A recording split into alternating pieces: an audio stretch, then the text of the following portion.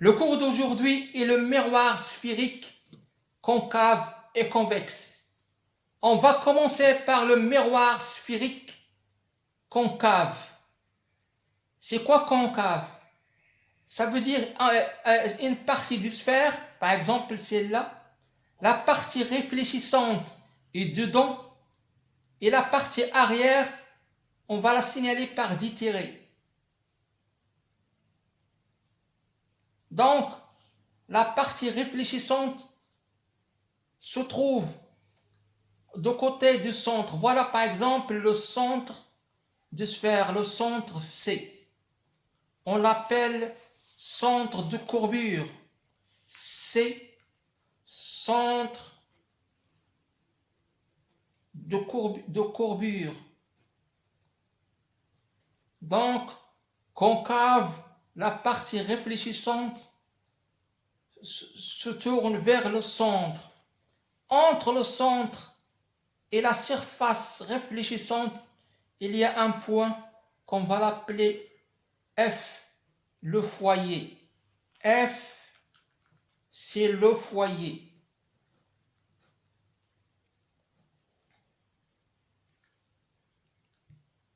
À la fin,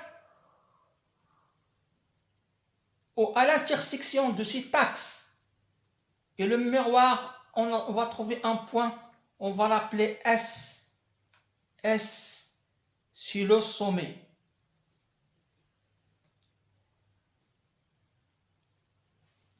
Cet axe-là s'appelle l'axe principal, AP. AP, c'est l'axe principal.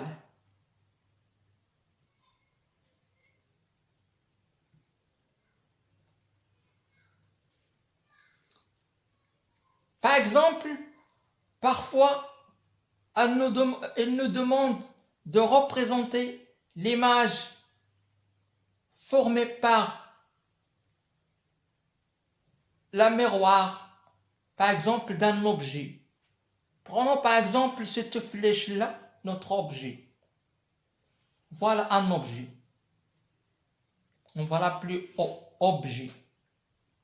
Et on cherche l'image qui va être formée par le miroir à partir de cet objet. Ça veut dire l'image de l'objet qui va former le miroir. Pour trouver cette image, on va se focaliser sur deux points très importants. Le premier point, c'est la pointe de la flèche. Voilà la flèche, la pointe de la flèche. Et la deuxième chose qu'on va se focaliser, c'est l'axe AP.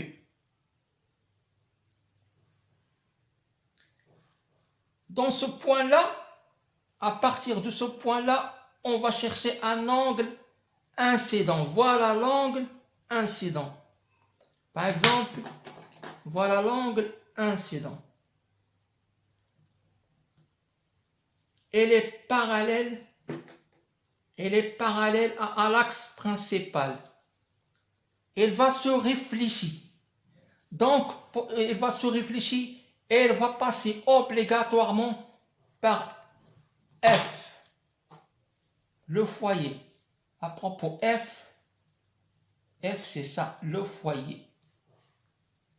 Elle va obligatoirement, donc, voilà notre rayon incident qu'il va taper sur le miroir, et elle va se réfléchir en passant par le foyer.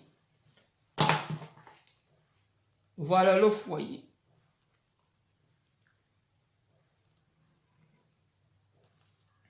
Sur le rayon incident. Le premier, on a 4 pour former une image. On se base sur 4 rayons lumineux. Voilà le premier et voilà le deuxième. Le premier réfléchit, son deuxième incident. Voilà l'autre. L'autre, il va toujours passer de la pointe de la flèche, mais cette fois-ci, il va passer premièrement par le foyer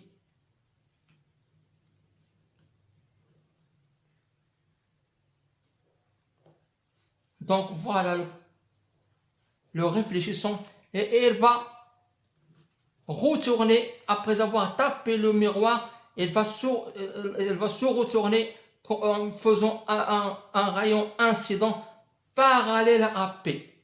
Donc c'est pour cela que je viens de dire qu'il est très important de tenir en compte deux points essentiels, la pointe et l'axe AP. Donc dans ce deuxième cas, parallèle, voilà, parallèle à AP. On constate une chose, que par l'axe, pour le point focal, pour le point focal, il y a le passage de rayon incident, de premier rayon, et de premier rayon, de rayon réfléchi. Et l'autre, il passe parallèlement. Voilà. Maintenant, ce qu'on va chercher, on va chercher le croisement. Le croisement des deux rayons incidents. Voilà le premier rayon incident. Voilà le premier rayon incident. Et voilà le deuxième rayon incident. Où se croisent-ils? Ils se croisent sur ce point. Donc c'est un point de croisement. On va l'appeler point de croisement.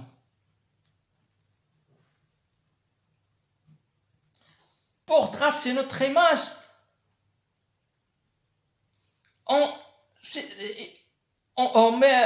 pour tracer l'image, on provient de l'axe. On débute de l'axe. Voilà. Voilà l'axe. Et on débute de l'axe vers le croisement. On débute de l'axe vers le croisement. Et non pas de croisement vers l'axe. De l'axe vers le croisement. Voilà, dans ce sens. Toujours de l'axe vers le croisement. Qu'est-ce qu'on constate? Par exemple, voilà l'image. L'important, c'est ça. L'image formée, c'est là, c'est cette flèche-là. Qu'est-ce qu'on constate dans cette image? Dans cette image, par exemple, voilà.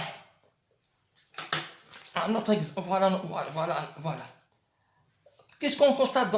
Il se trouve devant le miroir et non pas derrière le miroir. Elle se trouve devant le miroir. Donc, il est réel. Donc, cette image est réelle. Donc, on va dire, il est réel. Car il est dedans. D'autre part, elle est renversée.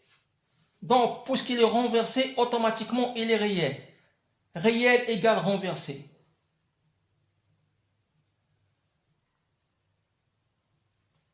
Si on fait une comparaison entre l'image dans notre cas et l'objet, on va dire qu'il est plus petit de taille, il est plus petit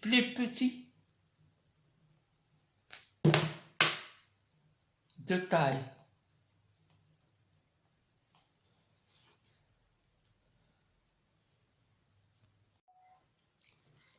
Donc, comme vous venez de voir, notre image formée est celle-là. On constate une chose, qu'il est renversé. La flèche, elle n'est pas de même sens que l'objet, donc elle est renversée. Puisqu'il est renversé, il est dedans. Il regarde sur le miroir, donc il est réel. Si on compare la taille, il est plus petit. Maintenant, le grandissement. Le grandissement, il est négatif. Pourquoi il est négatif? Parce que notre flèche se dirige en bas. Donc, elle est négative. Cette image-là, et la représentation de notre objet qui est derrière le centre.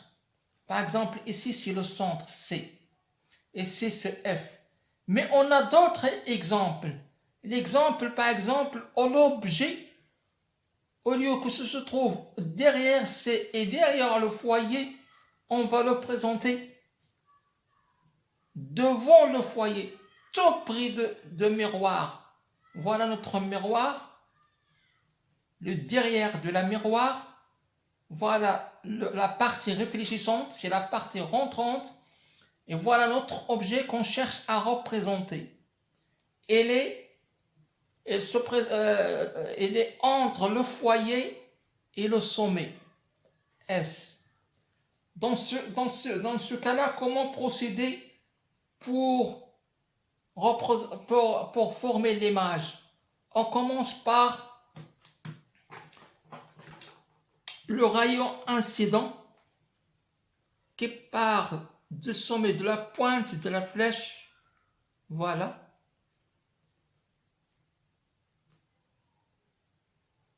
On cherche le rayon incident qui vient du miroir et qui passe par le foyer. Le voilà.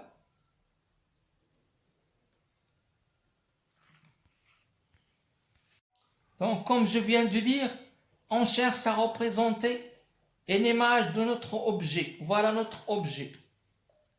Pour cette raison, on part de la pointe de notre objet, de la flèche qui représente notre objet, et on crée le rayon lumineux incident qui tape sur le miroir. Et à partir de ce point-là, on crée se crée un rayon réfléchissant qui passe par le foyer. Il passe par le foyer.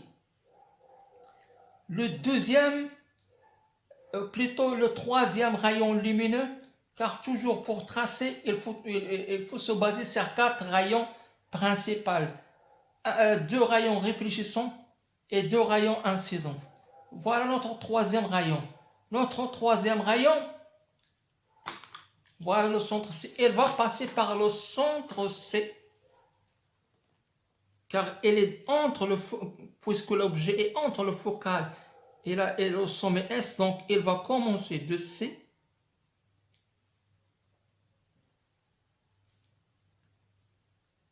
Voilà, de C.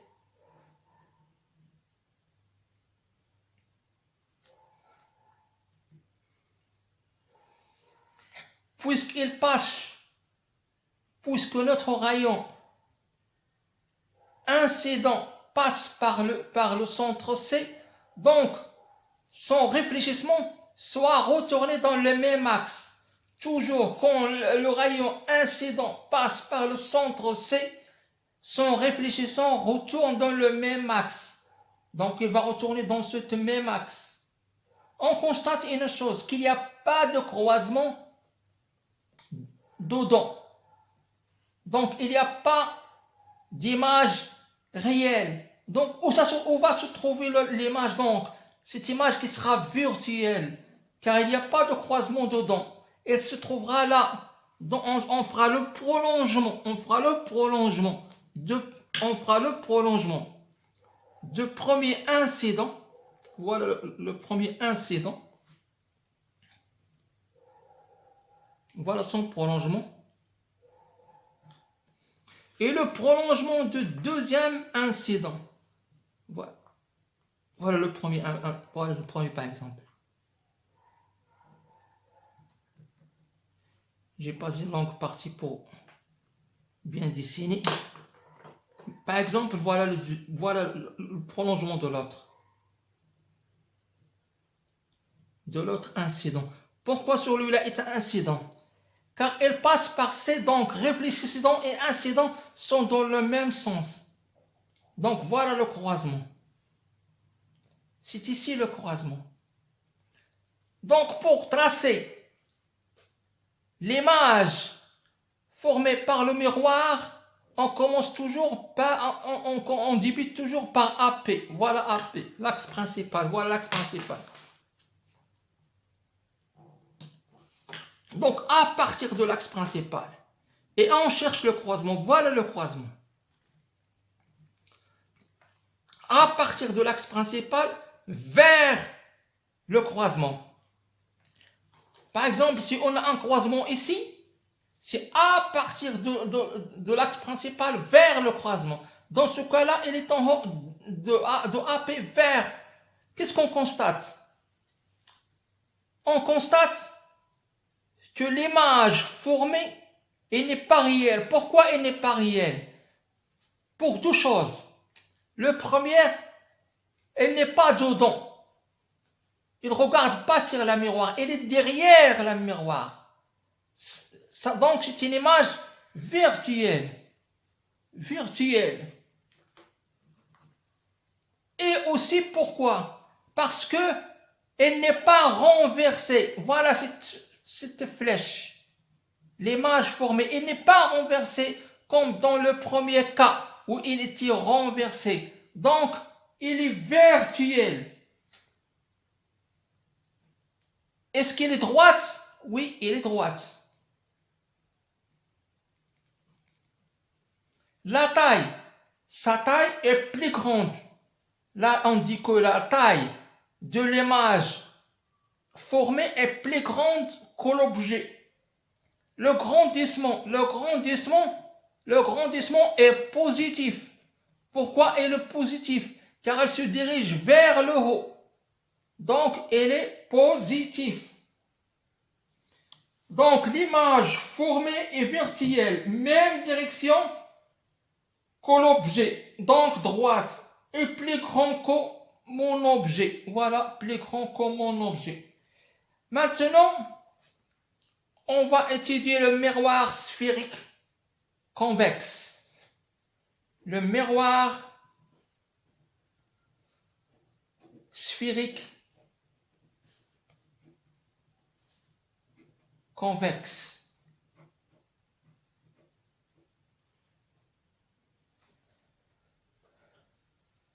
Voilà un exemple de miroir sphérique convexe. Le miroir sphérique convexe, la partie du miroir est la partie bombée. Voilà le derrière de la miroir. Donc c'est la partie bombée qui est la partie réfléchissante. Le foyer et le centre se trouvent derrière la miroir. Elle ne se trouve pas devant le miroir. Dans le cas convexe, on dit que F égale à 0. Puisque F est derrière de la partie réfléchissante. Voilà la partie réfléchissante. Maintenant, on va chercher à trouver l'image d'un objet formé par un miroir sphérique convexe. Voilà notre image, par exemple. Voilà notre objet. Voilà notre objet. On cherche son image. Donc, on va se baser sur quatre rayons lumineux. Deux incidents et deux réfléchissants. On va commencer toujours par le réfléchissant. Voilà. Le premier, c'est celui-là. On commence par la pointe. Voilà notre objet. On commence par la pointe. Voilà le premier. C'est ça le premier. Il est déjà tracé. Voilà le premier. Il est déjà tracé. Voilà. On cherche le rayon incident. Pour trouver le rayon incident, à partir de ce point, on mène notre règle vers le foyer. Comme on se dirige né vers le foyer, et on fait comme ça. Voilà notre rayon incident.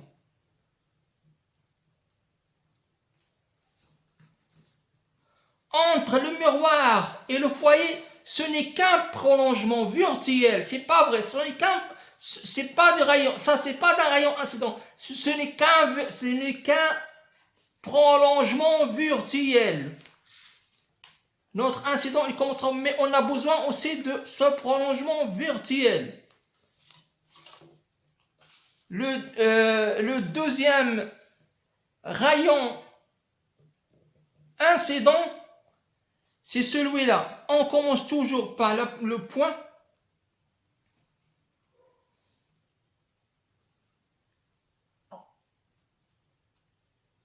Et on se dirige vers le foyer.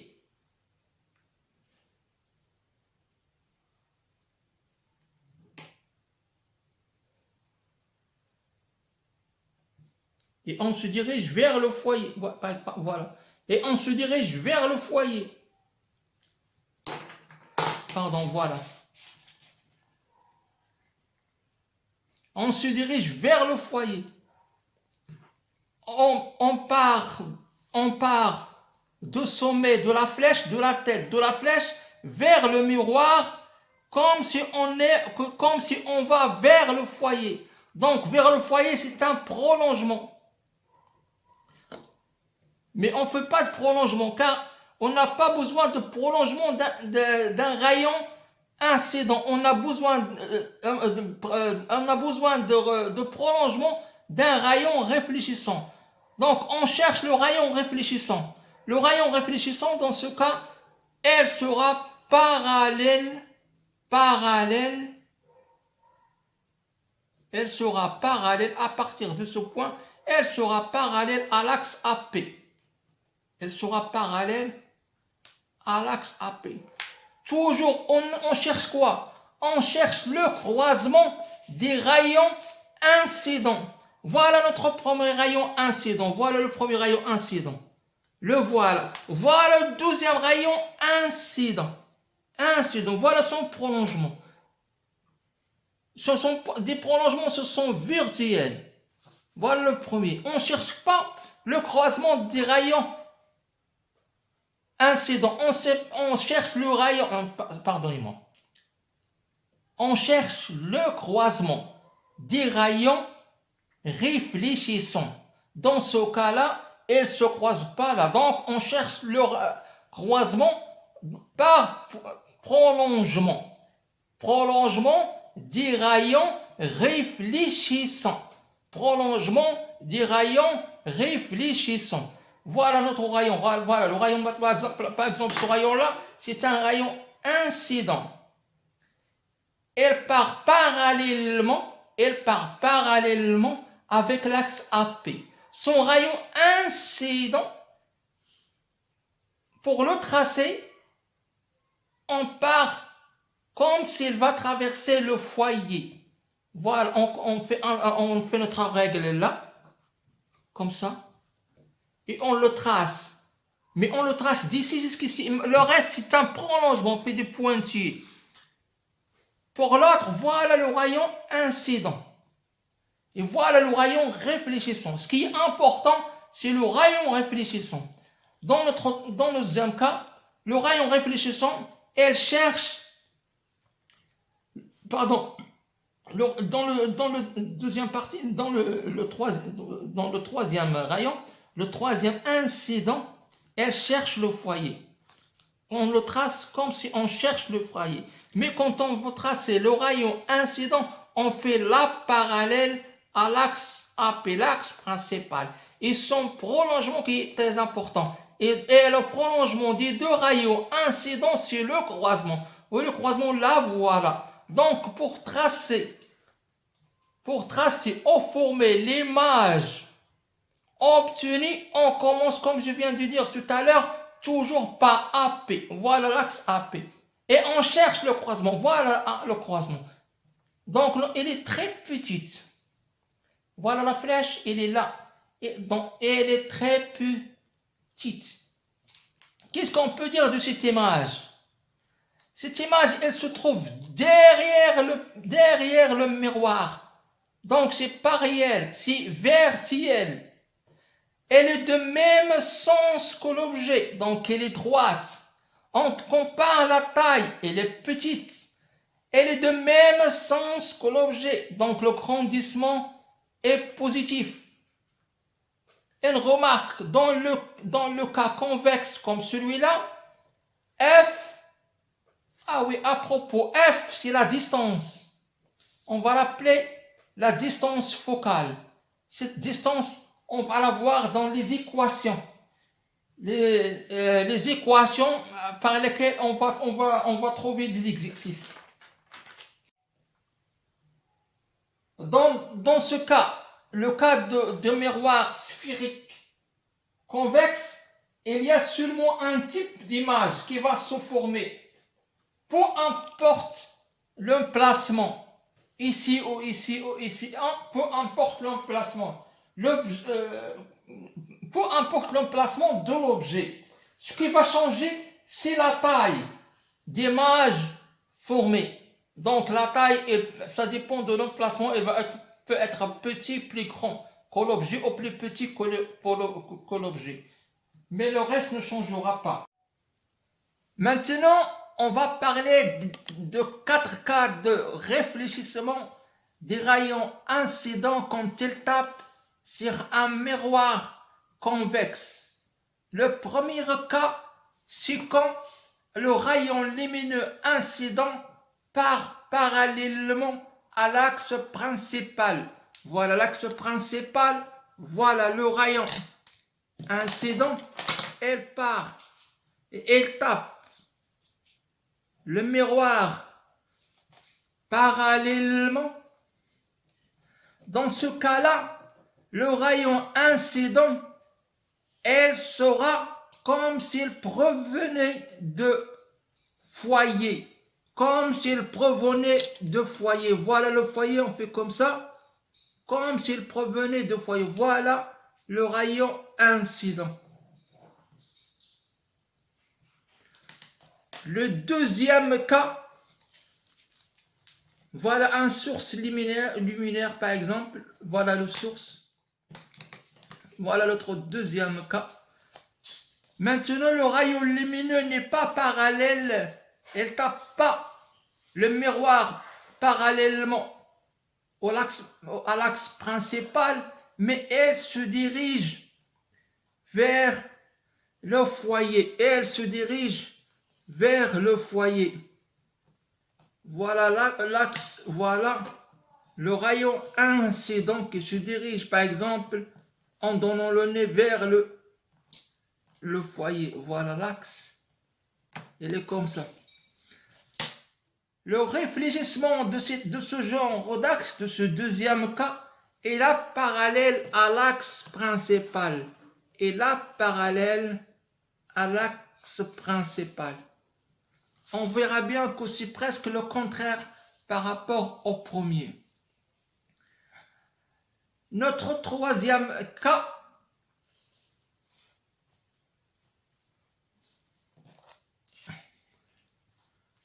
voilà par exemple ici le foyer, voilà le centre. Notre rayon incident, elle se dirige vers le centre et non pas vers le foyer. Voilà le centre. Par exemple, la source lumineuse est ici. Elle dégage un rayon lumineux.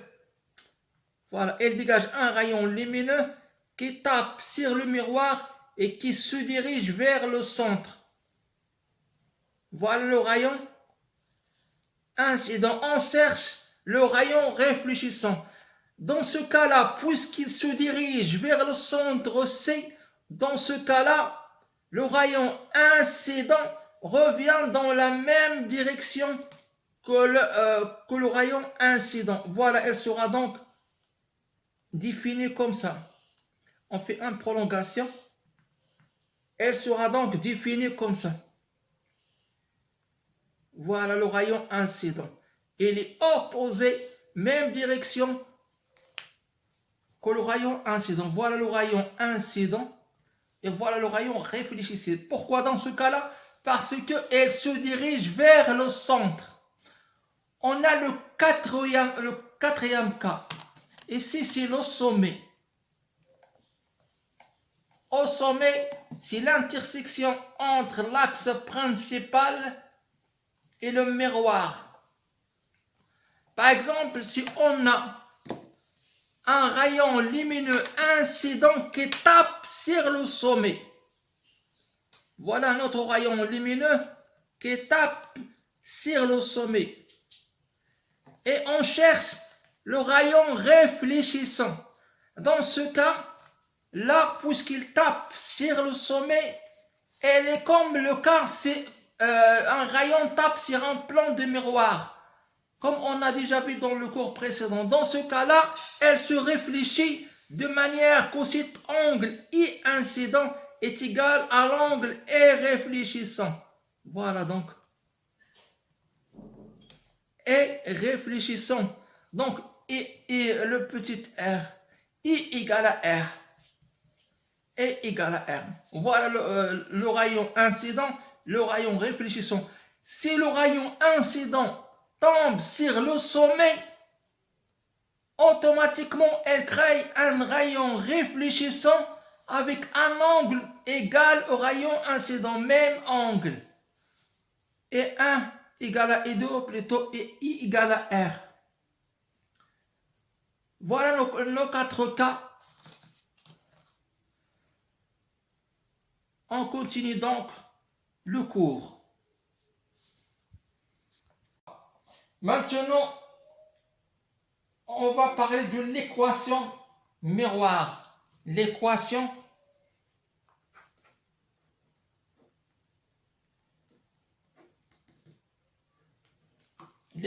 miroir.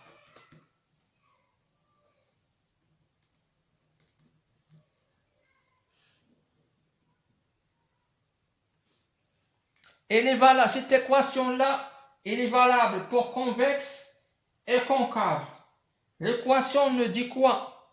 Il dit que 1 sur petit f est égal à 1 sur di plus 1 sur do.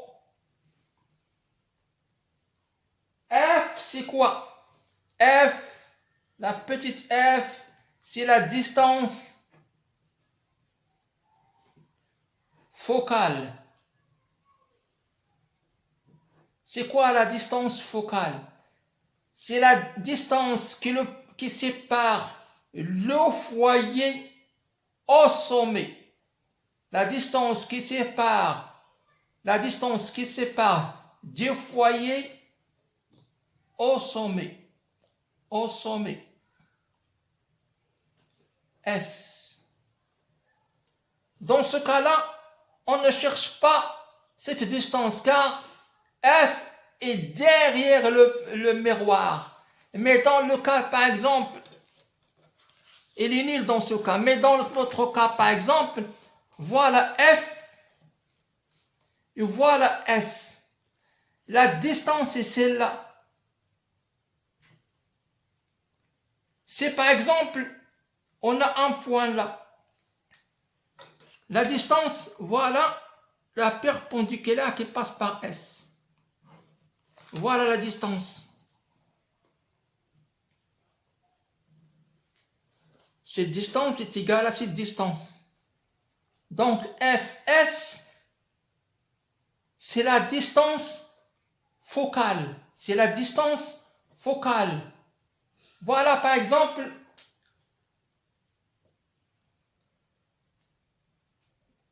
en prenant notre cas, le premier cas. Voilà par exemple l'objet. Voilà l'objet et voilà l'image. La DI, distance d'image par rapport au sommet. Donc d'ici jusqu'ici. Donc la distance image, c'est la distance qui sépare l'image au miroir S, au point S dans l'axe principal. Si on veut chercher par ici, si on commence par là et on fait une tangente, une perpendiculaire à AP et on trace. Mais dans ce cas-là, en général, on vous donne la distance qui sépare l'image formée au miroir, c'est donc, comme je viens de dire, l'équation miroir, c'est 1 sur petit f qui est égal à 1 sur di plus 1 sur do. C'est quoi f? F, c'est la distance focale. La distance focale, c'est la distance qui sépare le foyer vers le sommet. Donc Fs du foyer F, voilà le foyer, vers S. Donc F petit f égale à Fs, le point du foyer vers le sommet. Cette distance, c'est la distance focale. C'est quoi di? Di, c'est la distance image. Di, c'est la distance image. C'est quoi la distance image? C'est la distance qui sépare l'image formée vers le miroir. Donc, on se base toujours sur l'axe principal. Donc, de ce point-là à S, de l'image formée à S.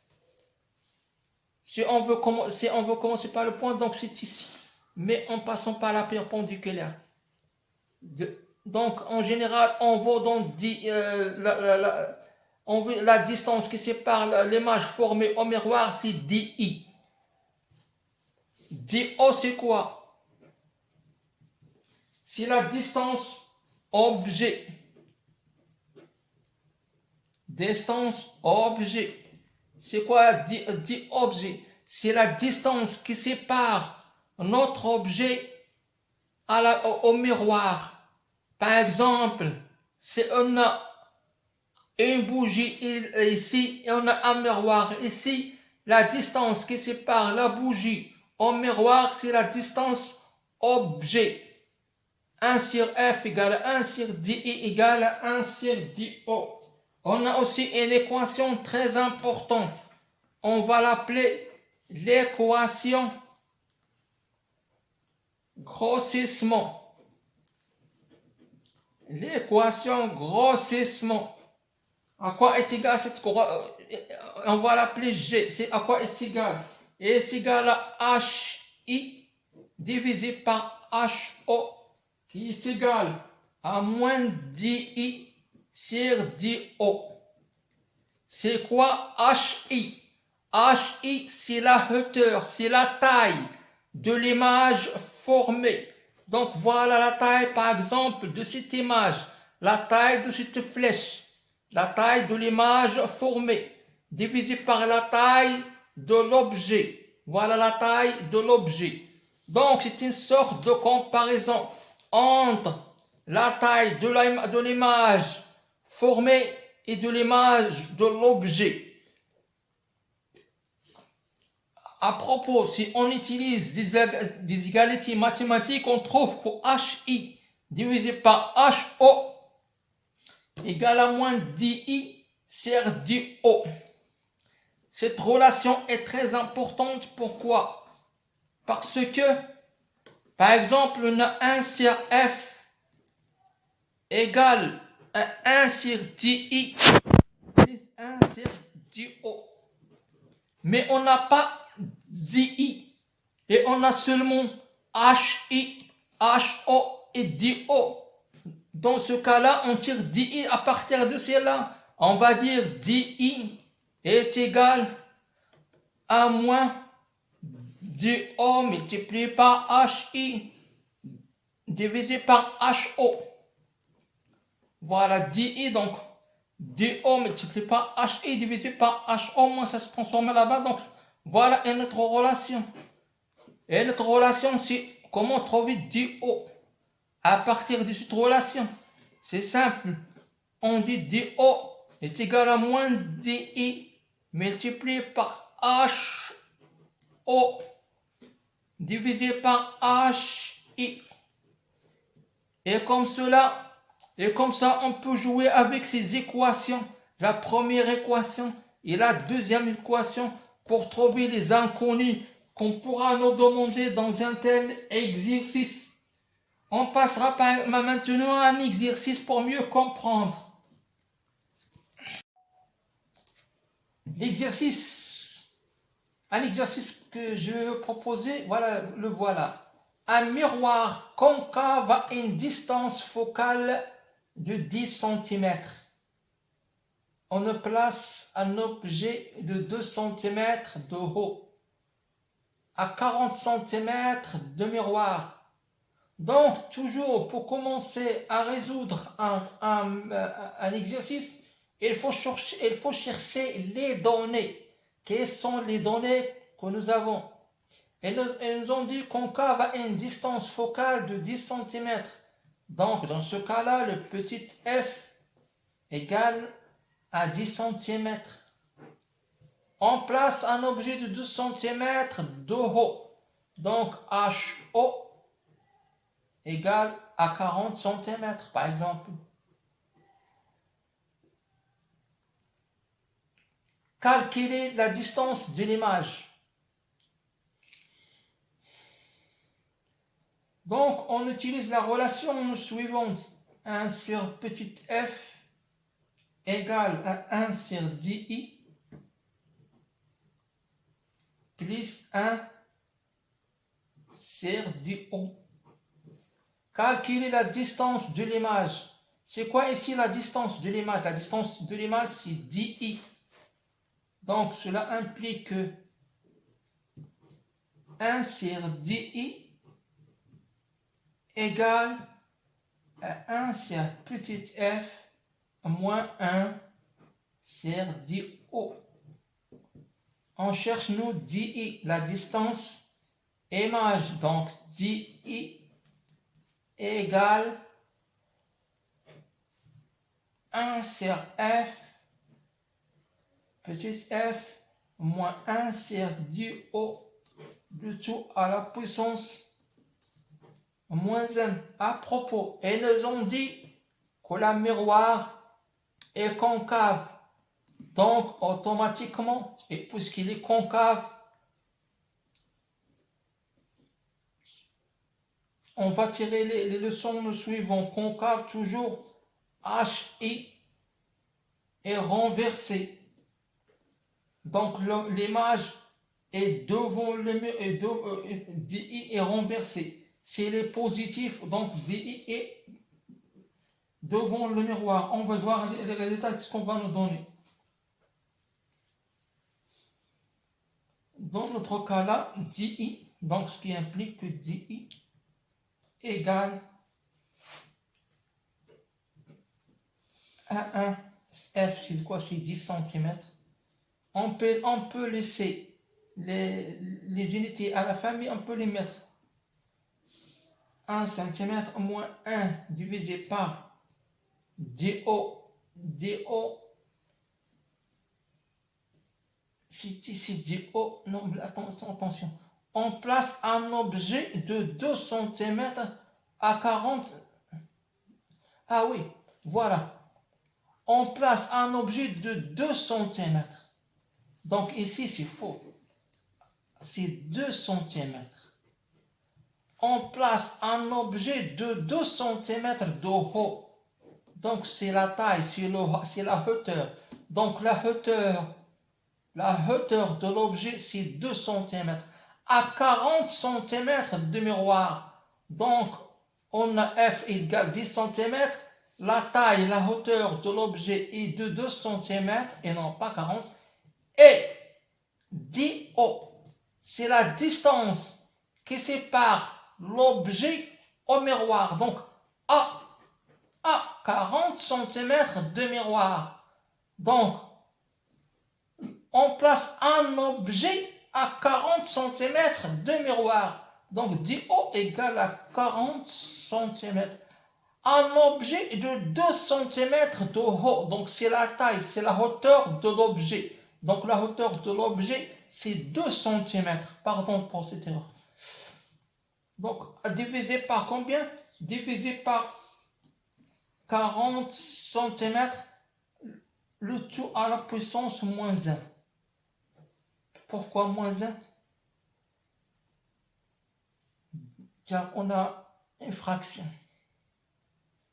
Donc, DI égale, on cherche le même dénominateur, donc le même dénominateur c'est 40.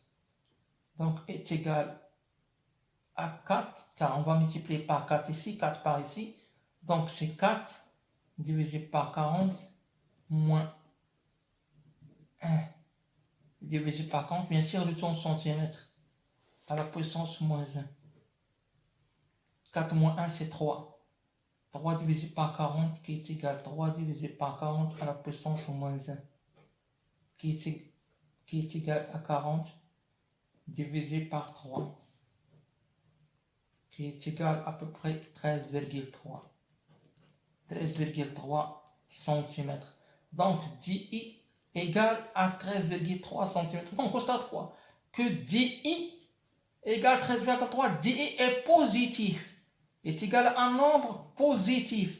Ça veut dire quoi, DI positif? Ça veut dire que l'image se trouve devant la sphère, il regarde dans le miroir. Il regarde dans le miroir. Voilà notre miroir. Il est là. Il est dans ce côté-là. Il n'est pas derrière le miroir. Voilà le miroir concave. Voilà le derrière. Il est là. Il est là dans ce plan-là. Donc, DI est positif. Si DI est négatif, l'image sera là derrière le plan. Derrière le miroir. Mais on a DI est positif. Donc, l'image, il est dedans. Maintenant, la deuxième question. La deuxième question, c'est quelle est la hauteur de l'image. Voilà, la hauteur de l'image, c'est quoi? C'est HI. On sait bien que HI est sur HO, normalement G, mais il n'a rien à faire avec G, égale à moins DI sur DO. Ce qui implique que HI égale à HO multiplié par moins DI divisé par DO. La distance qui sépare l'objet au miroir. DO, la distance qui sépare l'objet au miroir. DI, la distance qui sépare l'image formée au miroir. HO, la taille ou la hauteur de l'image. HI que nous cherchons, c'est la taille de l'image qui est égale donc HO, nous avons 2, donc 2. DI, on l'a déjà trouvé, c'est 13,3 divisé par DO. On l'a dans les données, c'est 40. Donc c'est 26,6 divisé par 40. Moins à peu près HI est égal, parce que c'est moins DI, donc c'est moins 13, automatiquement qui est égal à moins 26,6 divisé par 40 qui est égal à peu près moins 0, voilà, 66 centimètres, bien sûr, on n'oublie pas quand on parle de la distance. Centimètres, ici c'est centimètres carrés et centimètres, donc il nous reste le centimètre. Centimètre fois centimètre divisé par centimètre, donc on reste le centimètre.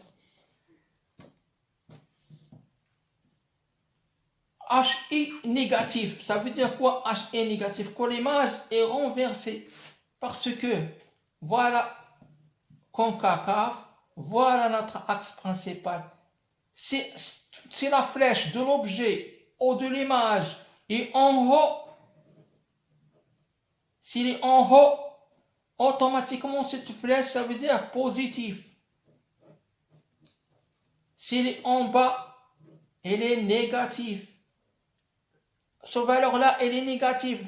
On parle de la taille de l'image renversée. Donc, elle est renversée vers le bas. Donc, elle est renversée vers le bas. Voilà, l'image sera comme ça.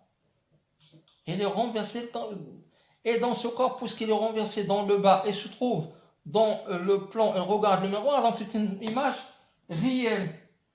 On peut dire si l'image est derrière le miroir, si l'image est derrière le miroir, par exemple ici, cette image est virtuelle. Si elle est derrière le miroir, cette image est virtuelle. Et son DI, dans ce cas-là, son DI, la distance qui sépare le miroir